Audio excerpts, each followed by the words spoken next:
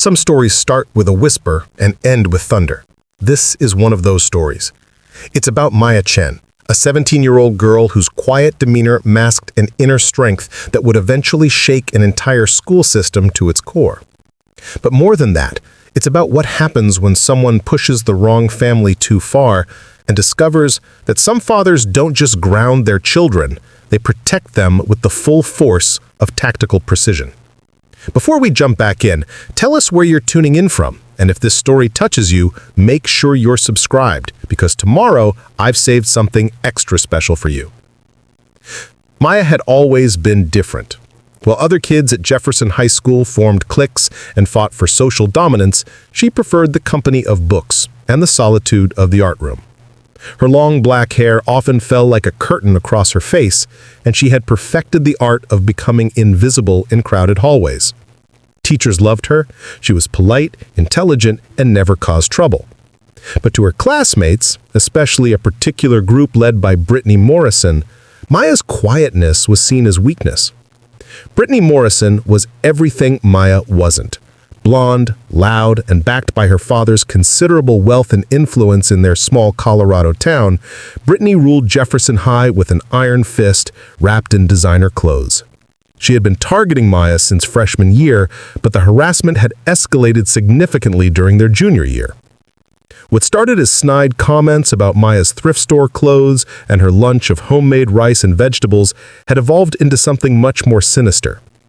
Maya's father, Detective Sergeant Marcus Chen, was a 20-year veteran of the Denver Police Department's SWAT unit.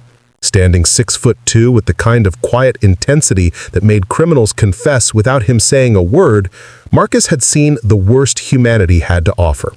But at home, he was simply Maya's dad, the man who helped with calculus homework, who attended every art show, and who made terrible dad jokes at the dinner table. Marcus had noticed changes in his daughter over the past months. She had always been reserved, but lately she seemed to shrink into herself even more. Her grades, while still excellent, showed small signs of slipping. She stopped talking about school entirely, and when he asked about her day, she would simply say, "Fine," and disappear into her room. Maya's mother, Dr. Linda Chen, a pediatric nurse at Denver General, had tried approaching the subject differently. During one of their rare mother-daughter talks, Maya had admitted that some kids at school were being mean, but she begged her mother not to tell her father. She knew what Marcus was capable of professionally, and the last thing she wanted was for her problems to become his problems. The morning of March 15th started like any other. Maya grabbed her worn backpack, kissed both parents goodbye, and walked the 3 blocks to Jefferson High.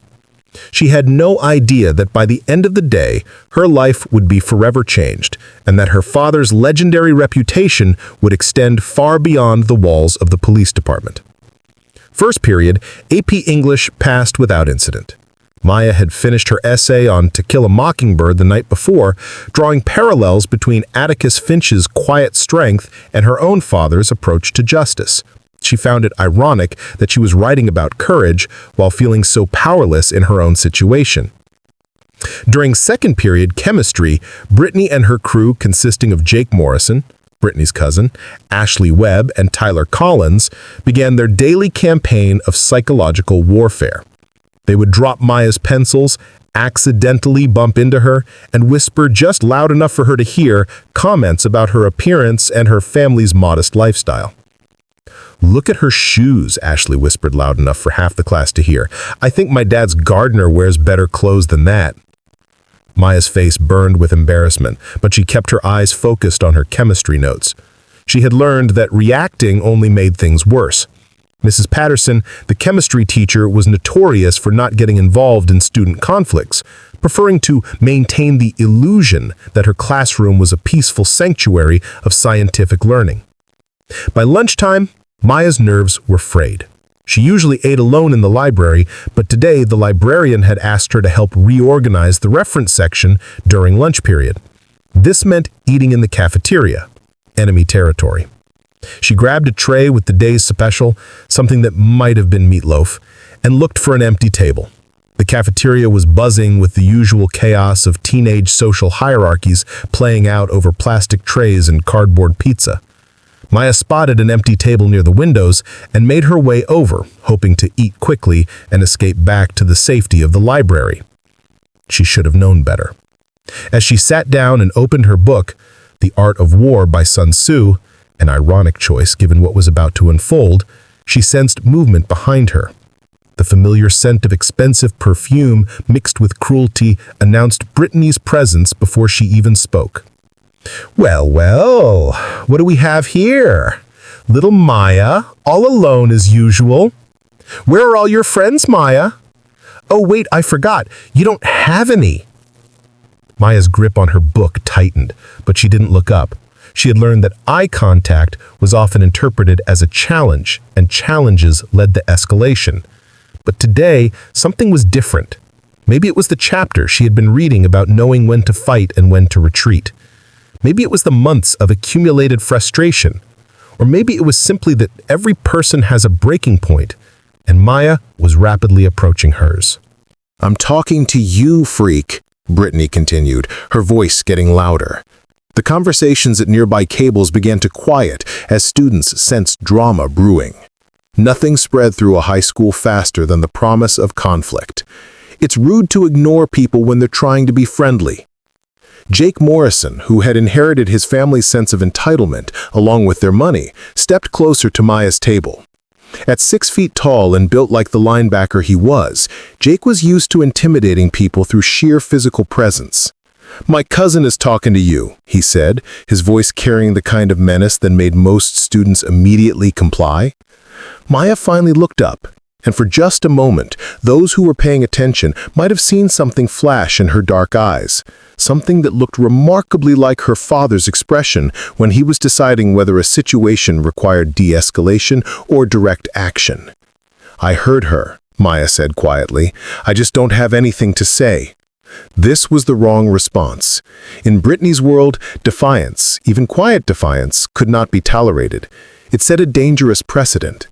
If Maya Chen, the quiet art girl with the second-hand clothes, could ignore Brittany Morrison, then maybe others would start to think they could do the same. "You don't have anything to say?" Brittany's voice rose an octave. "Well, I have plenty to say, like how your dad is just a glorified security guard and your mom probably cleans bedpans for a living, like how you dress like you shop at Goodwill, which you probably do, like how that's enough." Maya's voice was still quiet, but something in it made several students at nearby tables stop eating and pay attention. It wasn't loud, but it carried weight. It was the voice of someone who had been pushed too far, and for the first time in 3 years, Maya Chen was about to push back. Maya stood up slowly, deliberately. She closed her book and placed it carefully in her backpack. Every movement was controlled, methodical, much like her father when he was preparing for a high-risk operation. "Sit down," Brittany demanded, suddenly feeling like the situation was slipping out of her control. "I wasn't finished talking to you." "Yes, you were," Maya replied, and started to walk away. That's when Jake Morrison made the biggest mistake of his 17-year-old life. He grabbed Maya's backpack strap and yanked her backward, causing her to stumble and nearly fall. Books scattered across the floor, and Maya's carefully maintained composure finally cracked. "Don't touch me," she said, turning to face him. The cafeteria had gone almost completely silent now. Even the lunch ladies behind the counter had stopped serving to watch the confrontation unfold. "Or what? You'll call your daddy the mall cop?" What happened next would be talked about at Jefferson High for years to come, analyzed and reanalyzed by students who witnessed it, and eventually become the stuff of legend. Maya didn't shout or curse or make threats. Instead, she looked Jake Morrison directly in the eyes and said in a voice that carried the quiet authority of someone who had grown up around real professionals who dealt with real threats. "My father is Detective Sergeant Marcus Chen of the Denver Police Department's SWAT unit. He has been awarded the Medal of Valor twice for actions in the line of duty.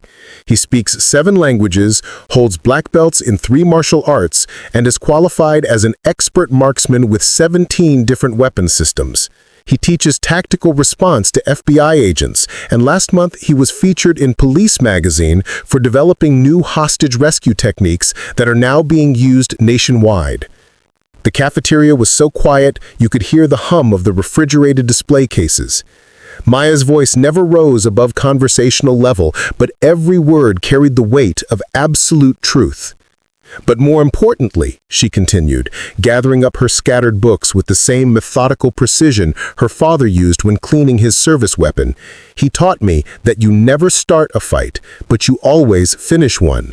And he taught me that bullies only understand one language: consequences. Brittany, Jake, Ashley, and Tyler stood frozen, suddenly feeling like they had wandered into a situation they didn't understand. This wasn't the quiet, submissive Maya they were used to tormenting. This was someone else entirely. Someone who spoke about tactical responses and consequences with the casual confidence of someone who had grown up in a household where such things were dinner table conversation. Maya finished collecting her books and started walking toward the cafeteria exit. She had almost made it to the doors when Brittany, desperate to regain control of the situation and save face in front of the dozens of students who were now questioning her authority, made a decision that would haunt her for the rest of her life. "You can't just walk away from me," she screamed, her voice cracking with a mixture of rage and panic. "Nobody walks away from me." She grabbed Maya by the shoulder and spun her around. Maya stumbled slightly, caught off guard by the sudden physical contact. But what happened next crossed every line that had ever been drawn. Brittany, acting on pure impulse and fueled by 3 years of unchecked entitlement, swung her fist in a wide arc aimed at Maya's face. Maya, whose reflexes had been honed by countless hours of self-defense training with her father, instinctively ducked and turned her head. Brittany's fist, instead of connecting with Maya's cheek as intended, struck her throat with enough force to send Maya stumbling backward, gasping for air and clutching her neck. The sound Maya made as she fought for breath was something no one in that cafeteria would ever forget. It was a desperate, strangled gasp that cut through the silence like a knife. She dropped to one knee, her face turning an alarming shade of red as she clutched her throat with both hands. Time seemed to freeze. One moment, students were watching what they thought was a typical high school confrontation, and the next, they were witnessing something that looked like it might be life-threatening. Ashley Webb started crying. Tyler Collins took several steps backward, his face pale with shock. Jake Morrison, for all his bluster and intimidation tactics, had never actually seen someone seriously injured before, and the reality of what had just happened hit him like a physical blow. But it was Brittany's reaction that would be remembered most. Instead of showing concern or remorse, she stood there with her fist still clenched, a look of savage satisfaction on her face that gradually morphed into something approaching panic as she realized what she had done. I didn't mean," she started to say, but her words were cut off by the sound of running footsteps as several students rushed toward Maya. Mrs. Henderson, the cafeteria supervisor, came running from across the room, her keys jangling as she moved faster than anyone thought the 60-year-old woman could manage. She took one look at Maya, who was still struggling to breathe normally, and immediately started barking orders. "Someone call 911 right now. Tyler, go get the school nurse. Everyone else, back up and give her room to breathe." The next 20 minutes were a blur of emergency personnel, school administrators, and the controlled chaos that follows any serious incident at a high school. The paramedics arrived first, followed closely by 2 police officers, and then by Principal Davidson, who looked like he had aged 10 years in the span of 20 minutes. Maya was breathing normally by the time the paramedics examined her, but there was already significant bruising around her throat, and she complained of pain when swallowing. The paramedics recommended that she be taken to the hospital for evaluation, both to check for internal damage and to document the injuries for the inevitable legal proceedings that would follow. While Maya was being examined, Brittany and her friends found themselves facing the 2 police officers who had responded to the call. Officer Rodriguez, a 15-year veteran who had seen his share of school violence, looked at the group of teenagers with the kind of expression that suggested he was not impressed by their explanations.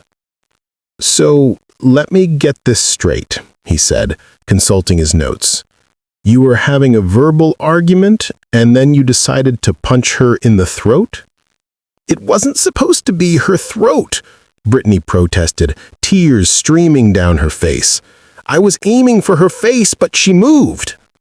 Officer Rodriguez exchanged a look with his partner. In his experience, suspects rarely made their cases worse this quickly, but Brittany Morrison was apparently a natural talent in that regard. Ma'am, he said patiently, are you telling me that you intended to punch this girl in the face, but accidentally hit her throat instead? The sound of Brittany realizing what she had just admitted would have been comical under different circumstances. Her face went through several colors before settling on a pale green that suggested she might be sick. Meanwhile, someone had made the call that would change everything. The school's automated emergency system had contacted all parents of students involved in the incident, including Maya's parents. Dr. Linda Chen received the call at Denver General, where she was between patients. The automated message was brief and clinical. This is Jefferson High School. Your child, Maya Chen, has been involved in an incident requiring medical attention. Please contact the school immediately. But it was the second phone call that would prove to be the most significant. Detective Sergeant Marcus Chen was in the middle of a tactical briefing when his phone buzzed with an emergency contact from his daughter's school. The message was the same, but the effect was entirely different. Marcus had spent 20 years responding to emergency calls. He had developed the kind of emotional control that allowed him to function in high-stress situations without letting personal feelings interfere with professional judgment. But this was his daughter. This was Maya. He excused himself from the briefing and called the school directly. The conversation with Principal Davidson was brief and to the point. Maya had been physically assaulted.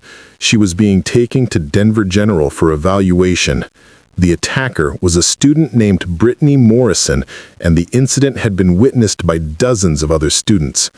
Marcus listened to the details with the kind of focused attention he usually reserved for hostage situations. He asked specific questions about Maya's condition, about the nature of her injuries, and about what exactly had transpired. When Principal Davidson mentioned that the assault had been a punch to the throat, something cold and dangerous settled behind Marcus's eyes. He hung up the phone and stood in the hallway outside the briefing room for exactly 30 seconds, running through his options with the kind of systematic analysis that it made him one of the most respected tactical officers in the state. Then he made 3 phone calls. The first was to his wife, to let her know what had happened and to coordinate meeting at the hospital. The second was to his lieutenant, to request immediate personal leave. The third call was to someone whose name didn't appear on any official police department roster, but who had been Marcus's partner during some of the most dangerous operations of his career. Someone who owed Marcus several favors and who had connections that extended far beyond the normal reach of law enforcement.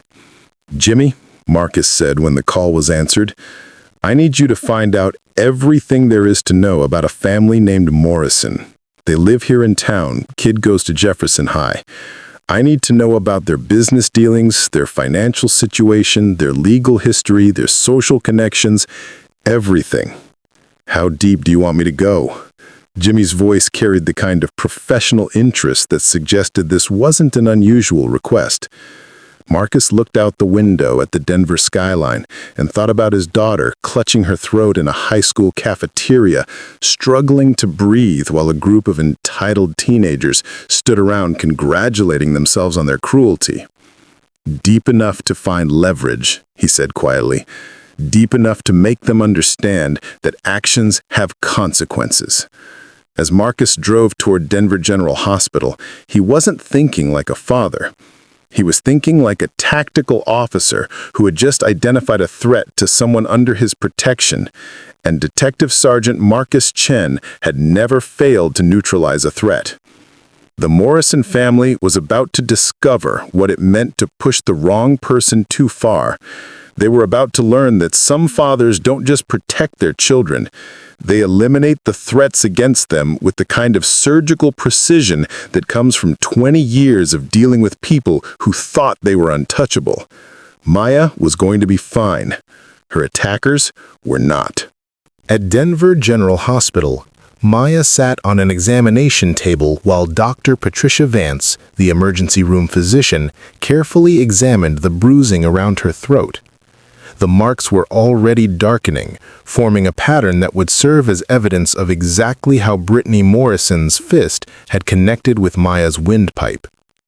"You're lucky," Dr. Vance said, gently probing the injured area.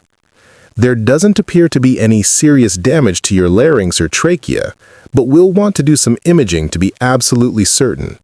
The bruising will get worse before it gets better, and you might have some difficulty swallowing for the next few days." Maya nodded, wincing slightly as Dr. Vance continued her examination.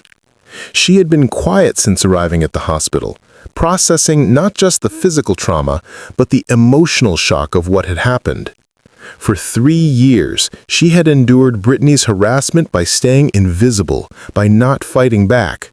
Today, she had finally stood up for herself, and look where it had gotten her. "Maya?" Dr. Linda Chen appeared in the doorway, still wearing her scrubs from her shift. She took one look at her daughter's bruised throat and had to grip the doorframe to steady herself. "Mom?" Maya whispered, her voice hoarse and strained. The sight of her mother seemed to break down the emotional wall she had been maintaining since the incident. Linda rushed to her daughter's side, carefully examining the injuries with both a mother's concern and a medical professional's trained eye. "Oh, sweetheart," she said softly, "I'm so sorry this happened to you." "Where's Dad?" Maya asked, and Linda could hear the mixture of worry and anticipation in her daughter's voice.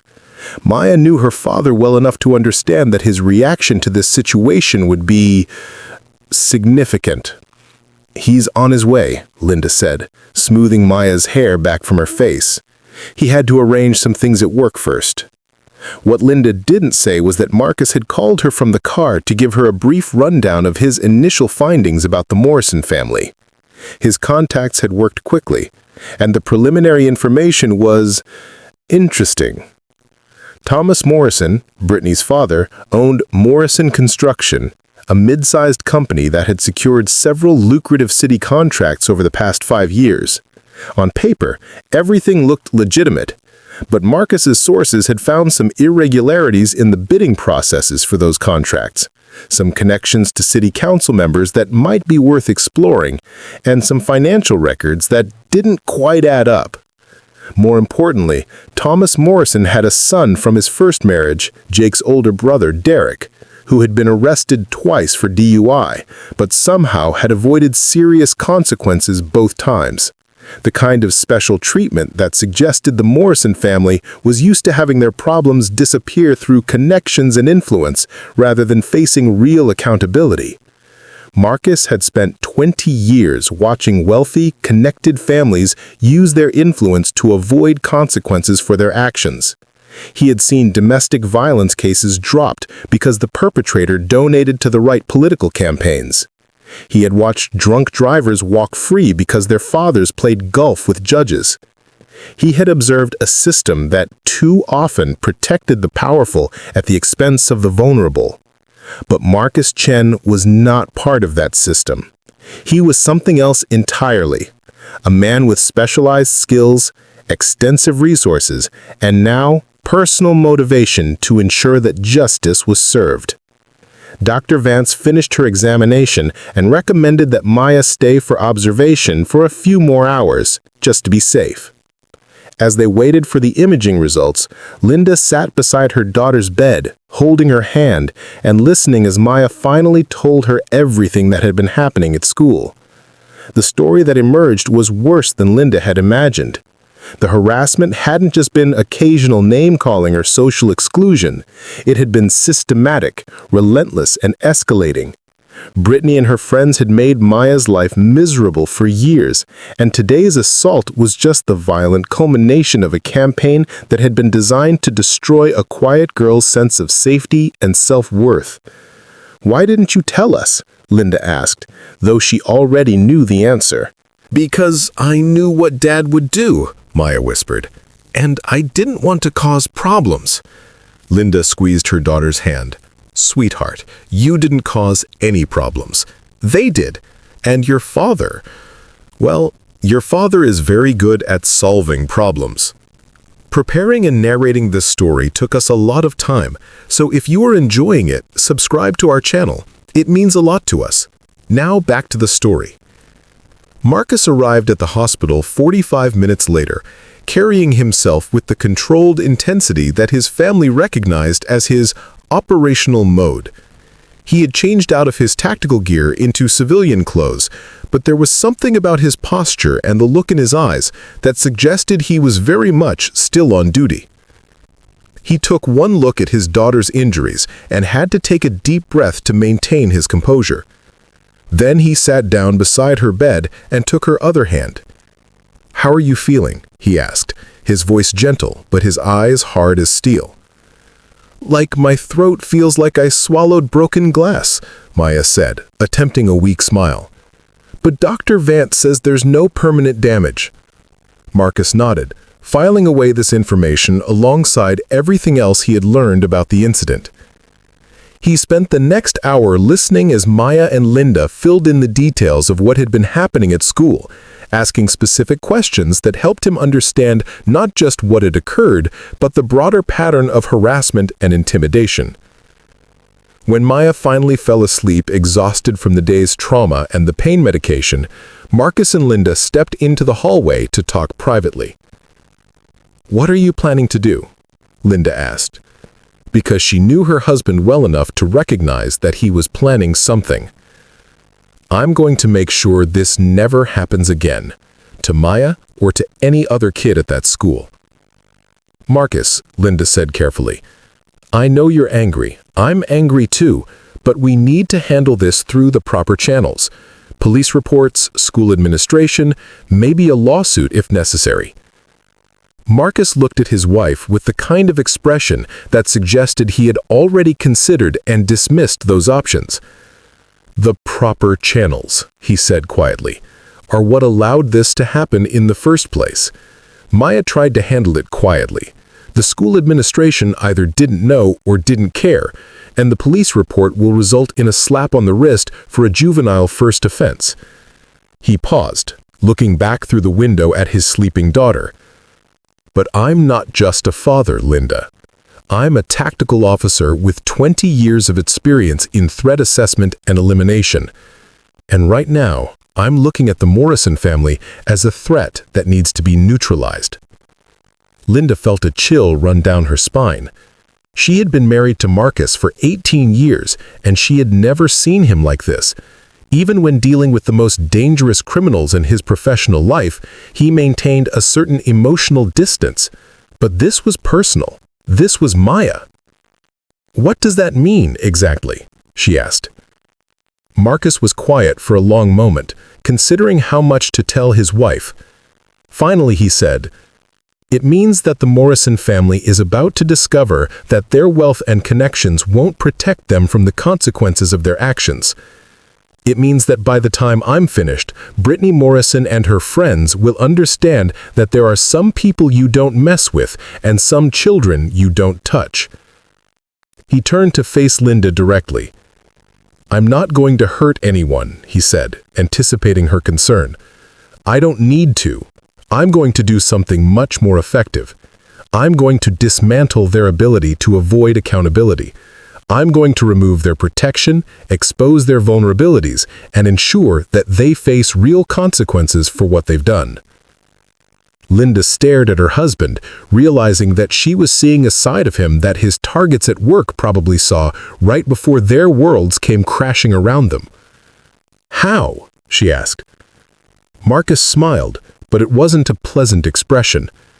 The Morrison family has built their entire life around the assumption that money and connections can solve any problem. They're about to learn what happens when they encounter a problem that can't be bought, intimidated, or wished away. The next morning, while Maya was recovering at home with a throat that looked like a rainbow of purple and black bruises, Marcus was in his home office, surrounded by files, photographs, and computer printouts that detailed every aspect of the Morrison family's life. Jimmy had delivered on his promise to dig deep. The Morrison family's financial records, obtained through channels that existed in the gray areas where legitimate law enforcement met private investigation, painted a picture of a family that lived well beyond their apparent means. Thomas Morrison's construction company showed steady profits, but not enough to support the family's lifestyle. The lakeside mansion, the luxury cars, the private school tuition for Brittany, and the expensive vacations that filled their social media accounts. More interesting were the connections Jimmy had uncovered. Thomas Morrison wasn't just a successful contractor, he was part of a network of businessmen who had found ways to profit from their relationships with city officials.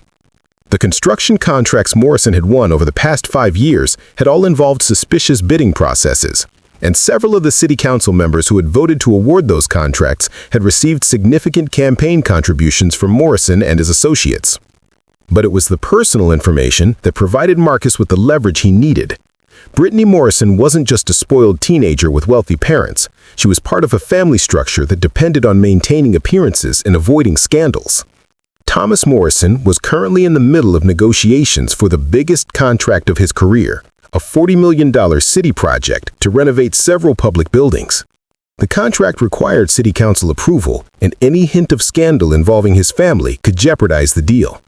Mrs. Patricia Morrison, Brittany's mother, was the president of the Jefferson Women's Club and was currently campaigning to be elected to the school board. Her entire social standing was built on her reputation as a community leader and advocate for children's education. Jake Morrison, despite his intimidating physical presence, was actually on academic probation and was only staying eligible for the football team because his father had made substantial donations to the school's athletic program. And Brittany herself was scheduled to compete in the state speech and debate championship in 2 weeks, representing Jefferson High School in a competition that would be attended by college recruiters and scholarship committees. Marcus studied the information with the same methodical attention he brought to planning tactical operations. Every person had pressure points, vulnerabilities that could be exploited if you knew where to look and how to apply leverage. The Morrison family had built their lives around maintaining certain images and protecting certain interests. Those images and interests were about to become liabilities. His first move was subtle but effective. Marcus had contacts throughout the Denver law enforcement community, and it took only a few phone calls to ensure that Derek Morrison's next traffic violation, and there would be a next one given his history, would not disappear through family connections. A quiet word with the right judge, a mention to the right prosecutor, and Derek Morrison's special treatment was officially over. But that was just the appetizer. The main course involved Thomas Morrison's business practices. Marcus had learned long ago that the most effective way to deal with corrupt businessmen wasn't to try to prove their corruption. That took time, resources, and often resulted in minimal consequences. Instead, the key was to make their corruption irrelevant by removing their ability to profit from it. He made a call to an investigative journalist named Sarah Martinez, who worked for the Denver Post and specialized in exposing municipal corruption. Sarah owed Marcus several favors from previous cases where his tips had led to major stories, and she was always interested in information about city contract irregularities. "I have something you might find interesting," Marcus said when Sarah answered her phone. "How familiar are you with Morrison Construction?" The conversation that followed was brief but productive. Marcus didn't provide any illegally obtained information. He didn't need to.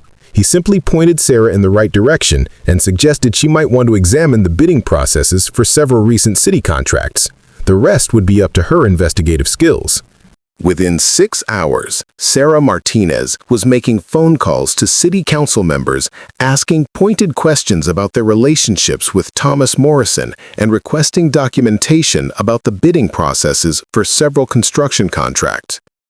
By the end of the day, Thomas Morrison had received 3 phone calls from nervous city council members, warning him that a reporter was asking uncomfortable questions about his business practices.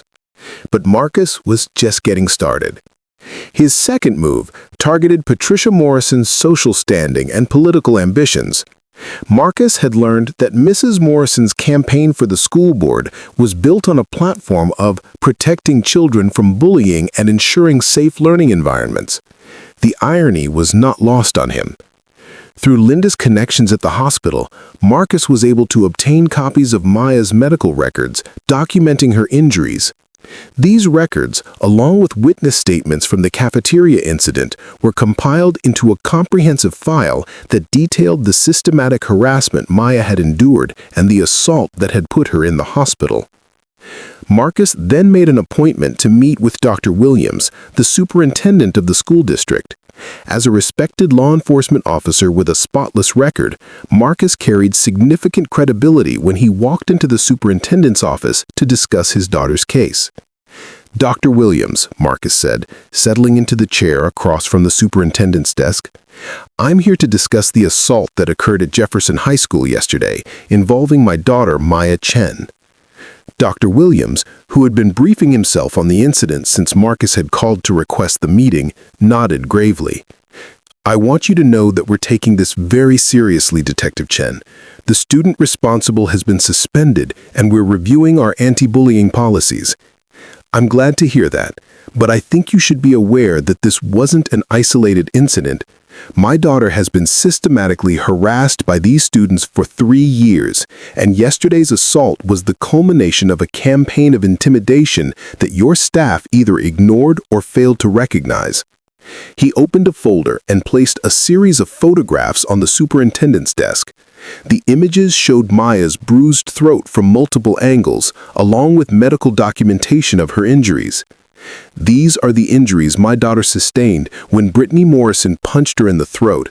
But more importantly, I want you to understand the broader context of what happened." For the next 30 minutes, Marcus laid out a detailed timeline of the harassment Maya had endured, supported by documentation and witness statements that he had systematically gathered. By the time he finished, Dr. Williams looked like he was facing a crisis that could potentially destroy his career. "Dr. Williams," the superintendent said carefully, "what exactly are you looking for from the district?" Marcus leaned back in his chair and gave Dr. Williams the kind of look that suggested he was deciding whether the superintendent was part of the solution or part of the problem. "I'm looking for accountability, real accountability, not just a suspension that gets overturned when the right people make the right phone calls. I'm looking for policy changes that prevent this from happening to other children. And I'm looking for assurance that the culture of entitled impunity that allowed the situation to develop will be permanently addressed." He paused, letting his words sink in. "Because Dr. Williams, if the school district can't handle this appropriately, I'll be forced to explore other options, legal options, media options. Options that might be very uncomfortable for everyone involved." Dr. Williams understood exactly what Marcus was telling him. A decorated SWAT officer whose daughter had been hospitalized due to a systematic bullying campaign that the school had failed to address was not the kind of problem that could be quietly managed through administrative channels. "What specific actions would you like to see?" Dr. Williams asked. "First," said Marcus, consulting his notes, "I want a complete investigation into how this harassment was allowed to continue for 3 years without intervention. I want to know which staff members were aware of the situation and failed to act. Second, I want the students involved to face meaningful consequences, not just suspension, but consequences that address the underlying attitudes that led to this behavior. Third, I want policy changes that prevent future incidents. Better training for staff, clearer reporting procedures, and accountability measures for administrators who fail to protect students." Dr. Williams was taking notes frantically. "And if we implement these changes?" Marcus smiled coldly. "Then we can handle this as an internal matter, with appropriate law enforcement cooperation. But if these changes aren't implemented, or if they're implemented half-heartedly, then I'll be forced to take this public." He gathered up the photographs and medical reports and placed them back in his folder. "Dr. Williams, I've spent 20 years dealing with people who think they're above the law. I've seen what happens when institutions fail to protect the innocent and hold the guilty accountable. I'm giving you the opportunity to do the right thing voluntarily. I strongly suggest you take it." The meeting ended with Dr. Williams promising a full investigation and comprehensive policy review. But Marcus knew that promises from administrators were worth exactly as much as the political pressure behind them. He would need to maintain that pressure to ensure meaningful change. As Marcus left the superintendent's office, his phone buzzed with a text from Jimmy. Morrison meeting with lawyers. City Council Member Thompson suddenly unavailable for comment. Sarah Martinez requesting interview with you. Things are moving. Marcus smiled grimly as he walked to his car. Phase 1 of his operation was proceeding exactly as planned. The Morrison family was beginning to understand that their problems weren't going away, and that their usual methods of problem solving weren't going to work. But he wasn't finished, not by a long shot. That evening, while Maya rested at home with her mother, Marcus drove to Jefferson High School for the emergency school board meeting that Dr. Williams had hastily called. Word had gotten out about the assault, and the meeting was packed with concerned parents, school officials, and members of the community who wanted answers. Marcus sat in the back row, watching as the board members filed in. He recognized several faces from his research, people who had received campaign contributions from Thomas Morrison, people who socialized with the Morrison family, people who had been part of the system that had protected Brittany and her friends from consequences. Patricia Morrison was notably absent from the meeting, despite her role as president of the Jefferson Women's Club and her campaign for a position on this very school board. Her absence spoke volumes about how quickly the family's confidence in their untouchability was eroding. Dr. Williams presented his preliminary findings about the incident, carefully framing it as an isolated event that the school was taking seriously. But when the meeting was opened for public comment, Marcus stood up and walked to the podium. "My name is Detective Sergeant Marcus Chen," he said, his voice carrying clearly through the packed auditorium. "My daughter Maya Chen is a straight-A student, a talented artist, and a kind, quiet girl who has never caused trouble for anyone. But because she didn't fit into the social hierarchy that some students and parents believe should govern our school, she was targeted for harassment that escalated into physical violence." He opened his folder and held up one of the medical photographs showing Maya's bruised throat. "This is what happens when we allow entitled, privileged students to believe that they can treat their classmates as targets for their cruelty. This is what happens when we fail to hold bullies accountable because their parents have money or connections or influence." The room was completely silent now. Parents were staring at the photograph with expressions of horror and recognition. Horror at what had been done to Maya, and recognition that their children could be next. "I'm not here to blame the entire school or the entire community," Marcus continued. "But I am here to demand accountability. Real accountability. Not just empty promises and administrative rhetoric." He put the photograph away and looked directly at the school board members. "The students who did this to my daughter will face consequences. That's not a request. That's a statement of fact. The question is whether those consequences will be administered by the school system, working in cooperation with law enforcement, or whether they'll be administered by the courts, with all the publicity and scrutiny that would entail." Marcus returned to his seat, leaving the board members to grapple with the implications of what he had said. The rest of the meeting was a blur of nervous administrators making promises and concerned parents demanding action. But Marcus had achieved his objective. The Morrison family's assumption that they could handle this quietly, through connections and influence, was officially dead. The entire community now knew what had happened, and everyone was watching to see how the situation would be resolved. As Marcus drove home, his phone rang. The caller ID showed a number he didn't recognize, but when he answered, the voice was familiar. "Detective Chen? This is Thomas Morrison. I think we need to talk." Marcus looked at his phone for a moment before responding to Thomas Morrison's call. He had been expecting this contact. Desperate people always reached out when they realized their usual methods weren't working. "Mr. Morrison," Marcus said calmly, "I was wondering when I'd hear from you." "Look, Detective Chen, Thomas Morrison's voice carried the strained tone of a man who was used to being in control but was rapidly losing his grip on the situation. I think there's been a misunderstanding here. Maybe we could meet somewhere and discuss this like reasonable men. Marcus pulled into his driveway but didn't get out of the car. This conversation required his full attention, and he wanted Thomas Morrison to understand exactly who he was dealing with. "There's no misunderstanding, Mr. Morrison," Marcus replied. "Your daughter and her friends systematically harassed my daughter for 3 years, and then your daughter assaulted her badly enough to send her to the hospital. Those are facts, not misunderstandings." "Kids will be kids," Thomas said, using the phrase that privileged parents had been hiding behind for generations. "Sometimes these things get blown out of proportion. Surely we can work something out that's beneficial for everyone involved." Marcus felt his jaw clench. In his 20 years of law enforcement, he had heard this exact argument from countless criminals who thought their money or connections could buy them out of consequences.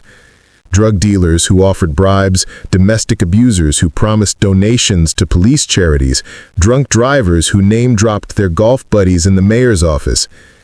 "Mr. Morrison," Marcus said, his voice ticking on the tone he usually reserved for suspects who were about to discover that their assumptions about the world were dangerously incorrect. "Let me explain something to you. I'm not interested in working anything out.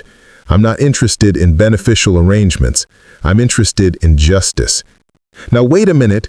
Thomas's voice rose, revealing the anger that had been simmering beneath his attempted reasonableness. "You can't just come into our community and threaten people. I know people too, Detective Chen. I have connections throughout this city, and I won't be intimidated by—" Marcus cut him off with a laugh that contained no humor whatsoever. "Mr. Morrison, I think you misunderstand the situation you're in. You seem to believe that this is a negotiation between equals, where we're both looking for ways to avoid inconvenience. But that's not what this is." Marcus got out of his car and walked toward his front door, speaking quietly into the phone as he moved. "This is a tactical operation, Mr. Morrison. I've identified a threat to my family. I've assessed the vulnerabilities of that threat, and now I'm systematically eliminating it. Your connections, your money, your influence, none of that matters when you're dealing with someone who has better connections, more resources, and a professional obligation to ensure that justice is served." The silence on the other end of the line suggested that Thomas Morrison was beginning to understand that his usual playbook wasn't going to work in this situation. "What do you want?" Thomas asked, finally, his voice much quieter than it had been at the beginning of the conversation. "I want your daughter and her friends to understand that actions have consequences. I want the school system to implement real changes that protect other children from what happened to Maya. And I want your family to understand that there are some people in this world who can't be bought, intimidated, or wished away." He paused at his front door, key in hand. "But most importantly, Mr. Morrison, I want you to understand that this isn't over. It's just beginning. By the time I'm finished, your family's ability to avoid accountability for your actions will be permanently eliminated." Marcus hung up the phone and went inside to check on his daughter. Maya was in the living room doing homework with her laptop balanced on her knees. Her throat was still discolored with bruising, but she looked more like herself than she had since the incident. She looked up when her father entered the room. "How was the school board meeting?" she asked. Marcus sat down beside her on the couch. "Productive. I think people are starting to understand the seriousness of what happened to you." "Dad, what exactly are you doing? Mom says you're handling this, but she won't tell me what that means." Marcus looked at his daughter, this quiet, intelligent, talented girl who had been targeted for cruelty simply because she was different, and felt his resolve crystallize into something harder than steel. "I'm making sure that what happened to you never happens to anyone else. And I'm making sure that the people who hurt you understand that there are consequences for their actions." "Are you going to hurt them?" Maya asked, and she could hear both concern and something that might have been hope in her voice. "No," Marcus said firmly. "I don't need to hurt them. I'm going to do something much more effective. I'm going to take away their power to hurt other people." Maya studied her father's face with the kind of intensity she usually reserved for her artwork. Finally, she nodded. "Good," she said quietly, "because I don't want anyone else to go through what I went through." That night, as Marcus sat in his home office planning the next phase of his operation, his secure phone rang. The caller ID showed only a number, but Marcus recognized the voice immediately. "Marcus, it's Sarah Martinez. I've been digging into that Morrison construction situation you pointed me toward." Marcus leaned back in his chair. "What did you find?" "More than I expected," Sarah said, and Marcus could hear the excitement in her voice that investigative journalists got when they stumbled onto a big story. "The bidding irregularities are worse than we thought. I've found evidence of at least 6 city contracts over the past 4 years where the bidding process appears to have been rigged in Morrison's favor." She paused, and Marcus could hear papers rustling in the background. "But that's not the interesting part," Sarah continued. "The interesting part is the money trail. Morrison Construction has been systematically overbilling the city for these projects, sometimes by as much as 30%. We're talking about millions of dollars in cost overruns that nobody seems to have questioned." Marcus felt a predatory smile cross his face. Financial fraud was a federal crime, which meant it would be investigated by people who couldn't be influenced by local connections. "How solid is your evidence?" he asked. "Solid enough for a front-page story," Sarah replied. "But I could use some additional sources to confirm some of the details. You wouldn't happen to know anyone in the city contracts office who might be willing to talk, would you?" "I did, in fact, know several people in the contracts office. People who had been frustrated for years by the obviously corrupt bidding processes, but who had never had anyone willing to listen to their concerns." "I might be able to point you in the right direction," Marcus said. "When do you need the information?" "Yesterday," Sarah laughed. "But realistically, I need to have everything confirmed by Friday if I want this to run in Sunday's edition." "You'll have what you need," Marcus promised. After he hung up, Marcus made 3 more calls. By morning, Sarah Martinez would have access to city employees who had been waiting years for someone to ask them the right questions about Morrison Construction's contracts. But the financial fraud investigation was just one prong of Marcus's strategy. The next morning brought news that the other prongs were also falling into place. Derek Morrison, Thomas's older son, had been arrested for his 3rd DUI, but this time there was no family lawyer waiting at the jail to arrange a quiet release. Instead, Derek found himself facing a prosecutor who was immune to Morrison family influence and a judge who was more interested in public safety than political connections. Patricia Morrison's campaign for the school board had suddenly become toxic, as word spread throughout the community about her daughter's assault on Maya Chen. Major donors were quietly withdrawing their support, and the local newspaper, prompted by Sarah Martinez's investigation, was asking uncomfortable questions about the Morrison family's commitment to child safety and education. And at Jefferson High School, the systematic investigation that Dr. Williams had promised was revealing a pattern of administrative negligence and willful blindness that went far beyond Maya's case. The investigation into Jefferson High School's handling of bullying incidents revealed what Marcus had suspected from the beginning. Maya's case was not unique. Over the past 5 years, there had been dozens of reports of harassment and intimidation that had been minimized, ignored, or quietly buried to avoid controversy. Dr. Williams sat in his office, staring at a stack of incident reports that painted a damning picture of institutional failure. Students had been systematically terrorized by their classmates, while teachers and administrators looked the other way, either through indifference or because the perpetrators came from influential families. The Morrison family's influence at Jefferson High went deeper than anyone had realized. Thomas Morrison's construction company had renovated the school's athletic facilities at a substantial discount, and the Morrison family had made significant donations to various school programs over the years. In return, complaints about Brittany, Jake, and their friends had been quietly handled with minimal consequences.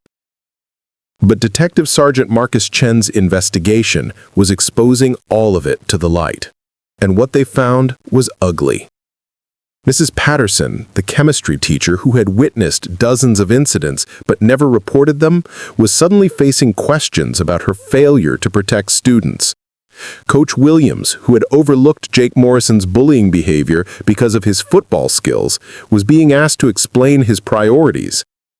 Principal Davidson, who had consistently minimized complaints from parents about the Morrison group, was discovering that his career might not survive the scrutiny. The breaking point came when Sarah Martinez's story hit the front page of the Denver Post on Sunday morning. The headline read, "City Contractor's Daughter Hospitalizes Classmate While Family Profited from Millions in Questionable Contracts." The article was devastating. Morrison Construction had received over $40 million in city contracts over the past 4 years, many through bidding processes that appeared to be rigged. The company had consistently overbilled the city, sometimes by hundreds of thousands of dollars per project, and city officials had either failed to notice or had been paid to look the other way. But it was the human element of the story that really resonated with readers. The article included an interview with Maya Chen, who spoke quietly but powerfully about the 3 years of harassment she had endured and the assault that had finally brought the situation to light. "I just wanted to go to school and learn," Maya said in the interview. "I never understood why they hated me so much, or why the adults who were supposed to protect me didn't seem to care what was happening." The photograph that accompanied the article showed Maya's bruised throat, and the caption read, "Maya Chen, 17, was hospitalized after being punched in the throat by a classmate whose family has received millions in questionable city contracts." The public reaction was immediate and overwhelming. The Denver Post's website crashed from traffic, social media exploded with outrage, and city officials found themselves fielding calls from reporters, investigators, and furious constituents. By Monday morning, the FBI had opened an investigation into Morrison Construction's city contracts. The Colorado Bureau of Investigation was looking into potential corruption involving city officials. The school district was facing calls for a complete overhaul of its anti-bullying policies, and the Morrison family was discovering what it felt like to be on the wrong side of a story they couldn't control. Thomas Morrison's $40 million renovation contract was suspended pending the federal investigation. Patricia Morrison withdrew from the school board race, citing family obligations. Derek Morrison was sitting in jail, unable to make bail due to his flight risk status and repeat offender classification. And Brittany Morrison was learning what it felt like to be the target rather than the perpetrator of harassment, as her classmates, many of whom had their own stories about the Morrison group's cruelty, began to speak out about years of intimidation and abuse. But Marcus Chen wasn't finished. He had neutralized the Morrison family's ability to avoid consequences, but he still needed to ensure that the systematic changes he had demanded were actually implemented. His next target was the school district itself. The emergency school board meeting that followed Sarah Martinez's article was unlike anything Jefferson had ever seen. The auditorium was packed beyond capacity, with overflow crowds watching on closed-circuit television in the gymnasium and cafeteria. Parents who had been afraid to speak out about their children's experiences with bullying finally found their voices, and the stories they told painted a picture of institutional failure that went far beyond the Morrison case. Marcus sat in the front row, watching as administrator after administrator made excuses and promises that everyone knew were meaningless. When the meeting was opened for public comment, he was the first person to approach the podium. "My name is Detective Sergeant Marcus Chen," he began, and the room fell silent. 2 weeks ago, my daughter was assaulted at Jefferson High School. Tonight, I want to talk about why that assault was allowed to happen and what we're going to do to make sure it never happens again. He placed a thick folder on the podium and opened it to the first page.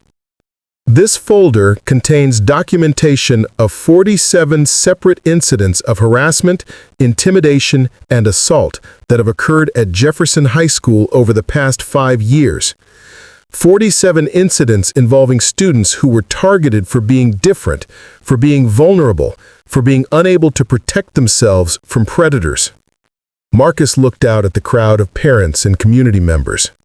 47 incidents that were either ignored, minimized, or quietly buried by an administration that was more concerned with maintaining the appearance of order than with actually protecting children.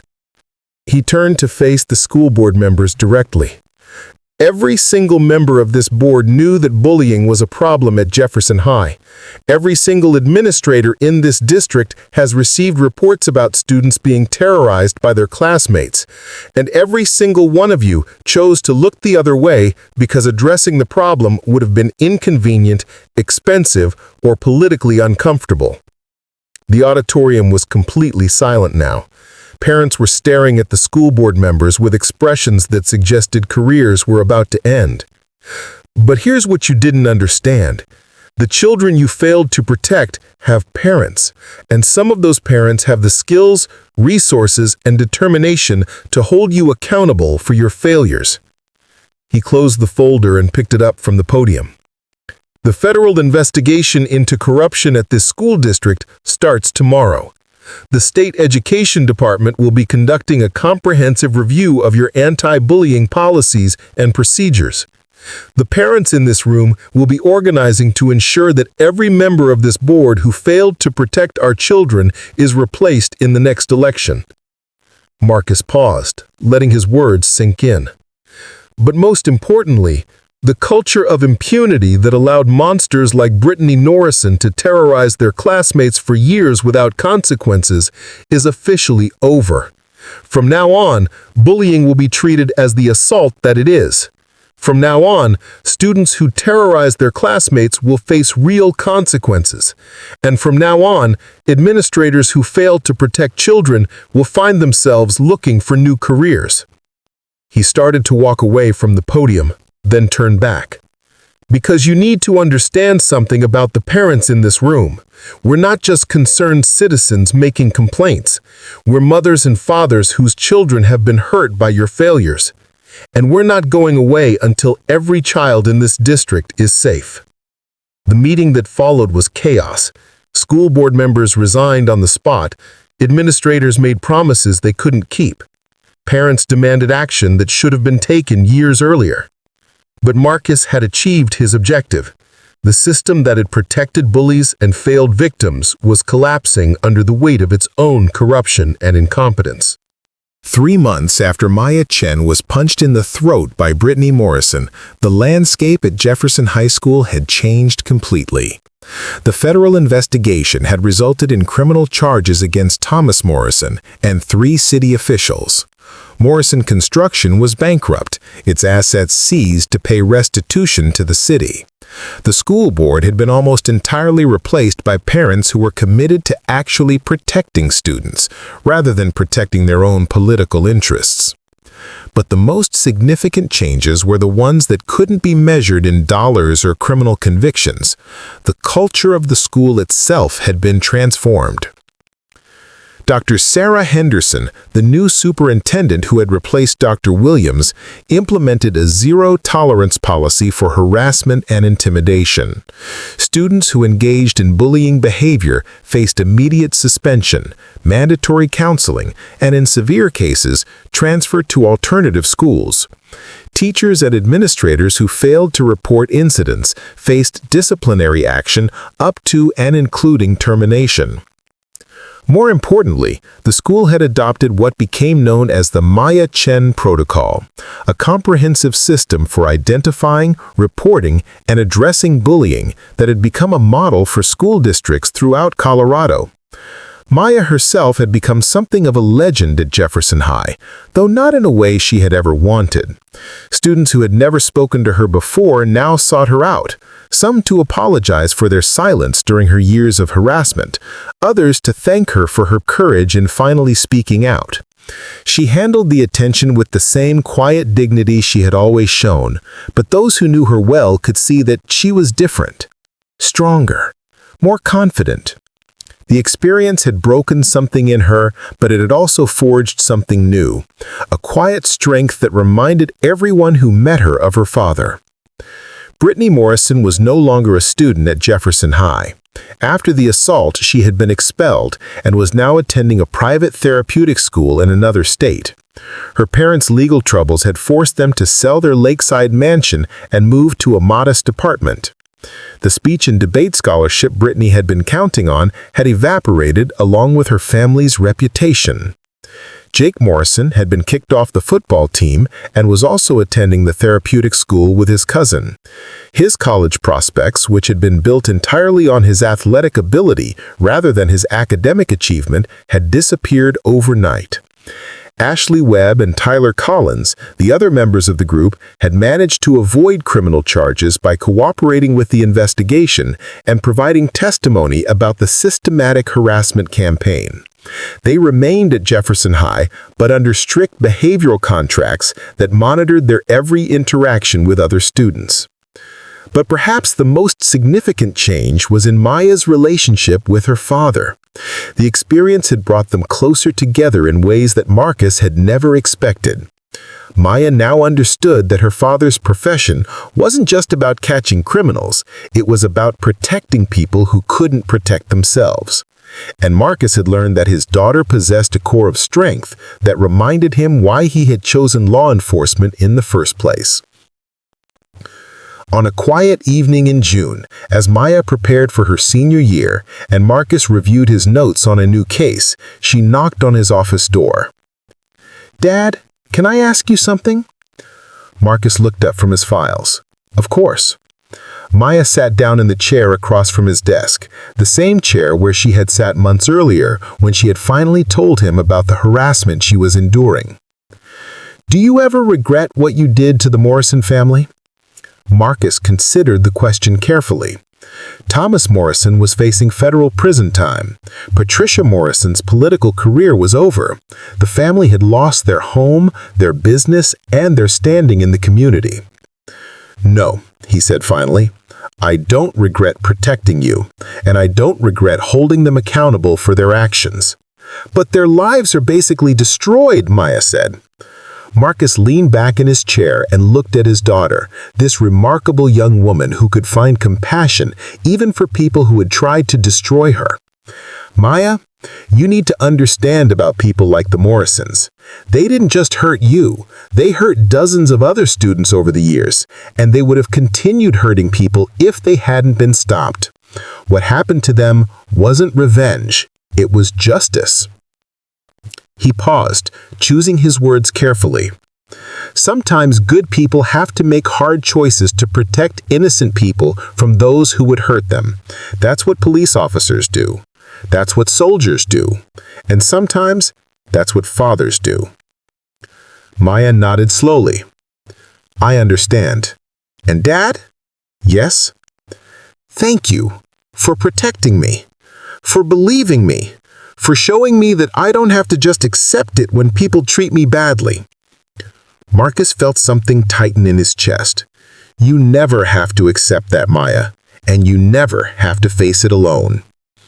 As summer turned to fall and Maya began her senior year at Jefferson High, she walked through hallways that felt completely different from the ones she had navigated in fear for 3 years. Students smiled at her. Teachers checked in with her. Administrators made sure she felt safe and supported. But most importantly, she carried herself differently. The quiet girl who had tried to become invisible had been replaced by a young woman who understood her own strength and worth. In her college application essays, Maya wrote about the experience of standing up to bullies and the importance of having people who will fight for you when you can't fight for yourself. She wrote about learning that justice sometimes requires courage from ordinary people who refuse to accept that cruelty is inevitable. She was accepted to several prestigious art schools with full scholarships that recognized both her artistic talent and her personal courage. The morning she left for college, Marcus drove her to the airport. As they said goodbye at security, Maya hugged her father tightly. "I love you, Dad. Thank you for teaching me that actions have consequences for everyone." Marcus watched his daughter disappear through the security checkpoint and felt the quiet satisfaction that came from a job well done. Maya Chen was going to be fine. She was going to be more than fine. She was going to change the world, one person at a time. And somewhere in Colorado, there were dozens of other students who were safer because Detective Sergeant Marcus Chen had shown them that they didn't have to face their monsters alone. 5 years later, Maya Chen stood in front of a classroom full of high school students, not as a victim, but as a teacher. She had graduated from art school with honors, but had chosen to return to education, not to create art, but to help create the kind of environment where students like her younger self could thrive without fear. The classroom where she now taught conflict resolution and peer mediation was bright and welcoming, filled with student artwork and motivational posters. But what made it special wasn't the decor. It was the atmosphere of safety and respect that Maya had cultivated through her own experience with both cruelty and justice. "Miss Chen?" asked a quiet sophomore named David, who reminded Maya powerfully of herself at that age. "What do you do when reporting bullying doesn't work, when the adults don't listen or don't care?" Maya looked at David's earnest face and saw the fear and frustration she remembered so well. She also saw the hope, the belief that maybe, just maybe, there was an adult who would understand and help. "That's an excellent question, David," she said, settling into the chair beside his desk rather than maintaining the traditional distance of teacher and student. "Can you tell me more about what you're dealing with?" What followed was a story that was both heartbreakingly familiar and encouragingly different. David was being harassed by a group of students who targeted him for being shy, for being interested in theater instead of sports, for having parents who worked blue-collar jobs instead of professional careers. But unlike Maya's experience years earlier, David felt safe enough to ask for help, and he was asking a teacher who understood exactly what he was going through. More importantly, David was asking for help in a school system that had been fundamentally transformed by the events that had started with Maya's assault and her father's systematic dismantling of the culture that had enabled it. "The first thing you need to know, David, is that you don't have to handle this alone. And the second thing is that the adults in this building will listen, will care, and will act." She was right. The Jefferson School District had become a national model for anti-bullying programs, with policies and procedures that had been refined through years of implementation and feedback. Students knew they would be believed when they reported harassment. Teachers knew they would be supported when they intervened. Administrators knew they would be held accountable if they failed to protect students. But Maya knew that policies and procedures, however well designed, were only as effective as the people who implemented them. That's why she had chosen to return to Jefferson High, to be the adult she had needed when she was David's age. Let's talk about what's been happening, and then let's talk about what we're going to do about it. As David told his story, Maya took careful notes and asked the kinds of questions that helped her understand not just what was happening, but why it was happening and how it could be stopped. She had learned from her father that effective intervention required understanding the full scope of a problem before taking action.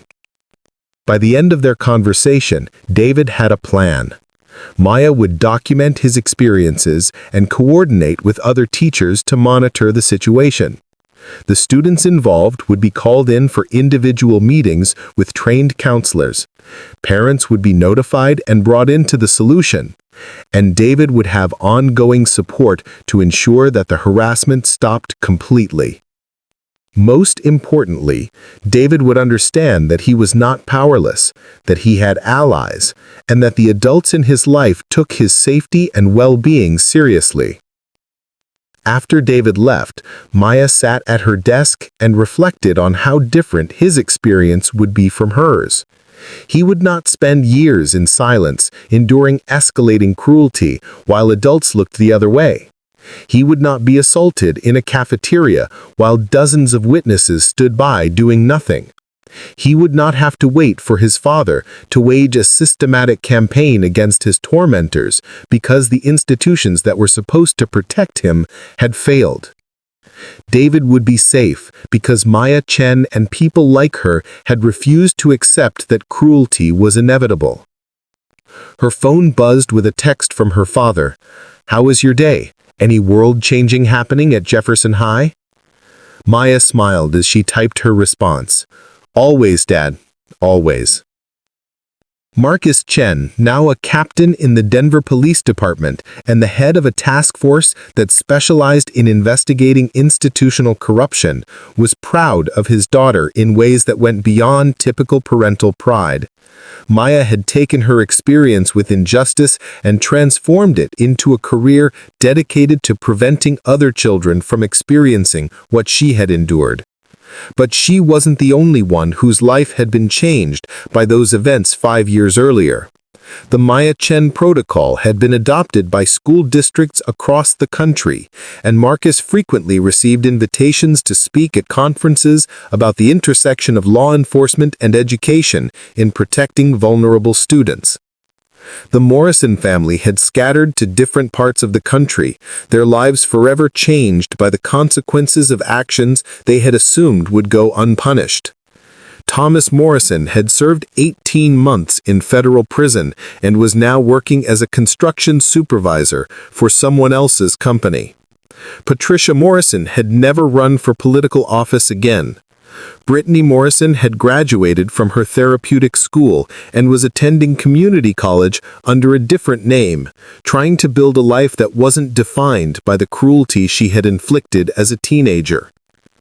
Some people might have seen their fates as tragic, but Marcus viewed them as educational. They had learned, finally, that actions have consequences and that some people couldn't be bought, intimidated, or wished away. The broader investigation that had started with Sarah Martinez's article had resulted in the prosecution of 12 city officials, the overhaul of the municipal contracting process, and the recovery of millions of dollars that had been stolen from taxpayers. Marcus's methodical approach to dismantling the corruption that had enabled the Morrison family's impunity had created ripple effects that were still being felt throughout the city's power structure. On the evening of the 5th anniversary of Maya's assault, the Chen family gathered for dinner at their modest home. Linda had prepared Maya's favorite meal, and Marcus had taken the day off from his duties at the police department. "I got a call today from a reporter in Seattle," Maya said as they sat around the dinner table. "They're implementing a version of our anti-bullying protocol, and they wanted to interview me about how it works."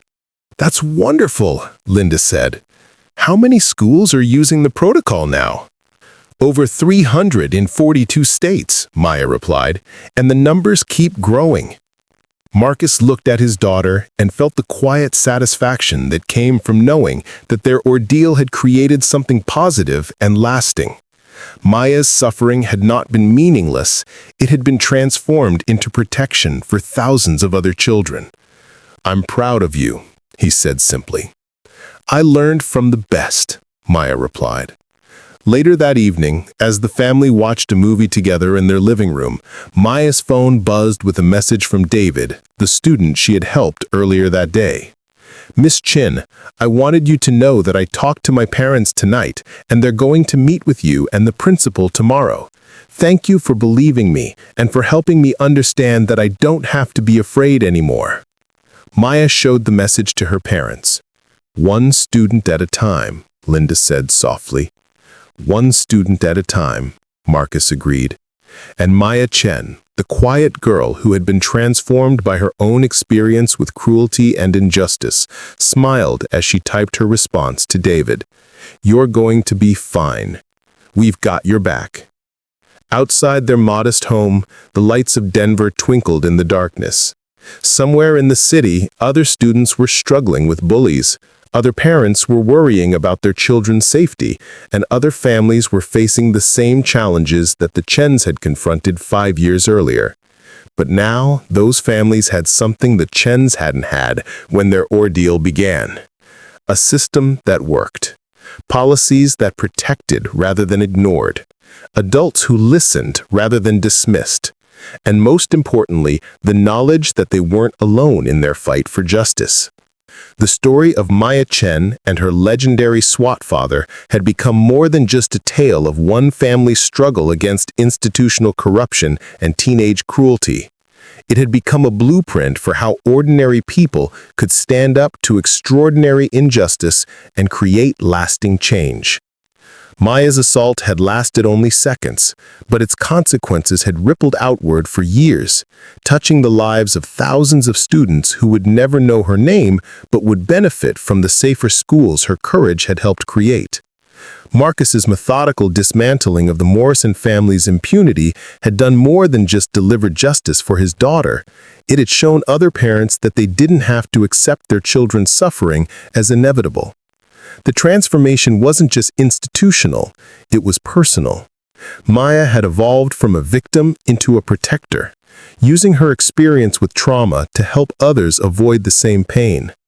Marcus had learned that sometimes the most important arrests happen not in dark alleys or during high-risk raids, but in school board meetings and superintendents' offices, where systematic failures were exposed and corrected. And Linda had discovered that healing could be an active process, not just a passive one. She had left her position at Denver General to become a trauma counselor, specializing in helping young victims of violence and harassment recover their sense of safety and self-worth. As the evening grew late and the Chen family prepared for bed, Maya paused in the hallway outside her childhood bedroom, which had been converted into her home office where she developed anti-bullying curricula for schools across the country. She thought about the girl she had been 5 years ago, terrified, isolated, convinced that her suffering was something she had to endure alone. That girl could never have imagined that her pain would eventually become the foundation for protecting so many others. Her father appeared in the hallway, having finished his nightly security check of the house, a habit from his SWAT days that he had never quite abandoned. "Penny for your thoughts?" he asked. "I was just thinking about how different everything is now. 5 years ago, I was so scared. I felt so powerless." Marcus nodded. "And now?" Maya smiled. "Now, I know that nobody has to feel that way. Not if we're willing to fight for them." "That's what justice looks like," Marcus said. "Not just punishment for the guilty, but protection for the innocent." As they said goodnight, Maya felt the deep satisfaction that came from a life spent in service of something larger than herself. Tomorrow, she would return to Jefferson High School, where she would continue the work of creating safe spaces for students who needed protection. She would meet with David and his parents, helping them navigate a system that now actually worked to protect vulnerable children rather than enabling their tormentors. She would review applications for the Maya Chen Foundation's anti-bullying grants that funded programs in schools across the country that couldn't otherwise afford comprehensive intervention and prevention systems. She would answer emails from teachers and administrators who were implementing the protocols that bore her name, seeking guidance on how to adapt them to their specific communities. And somewhere, in a school she might never visit, a quiet student like her younger self would report harassment to a teacher who would listen, believe, and act. That student would receive support instead of silence, protection instead of abandonment, justice instead of indifference. That student would be safe because Maya Chen had refused to let her suffering be meaningless, and because Detective Sergeant Marcus Chen had shown the world that some battles are too important to lose. The bullies who had once seemed so powerful, so untouchable, so confident in their ability to torment others without consequences, had learned the hardest lesson of all, that actions have consequences, especially when you target someone whose family understands the true meaning of justice. And in schools across America, students walked through hallways where kindness was expected, cruelty was punished, and every child knew that they mattered enough to be protected. The quiet girl who had once tried to disappear had become a voice that would echo through generations of students who would never have to suffer in silence again. Maya Chen's story had started with violence and fear, but it ended with hope and transformation. Proof that sometimes, when the right people refuse to accept injustice, the monsters don't just disappear, they become irrelevant.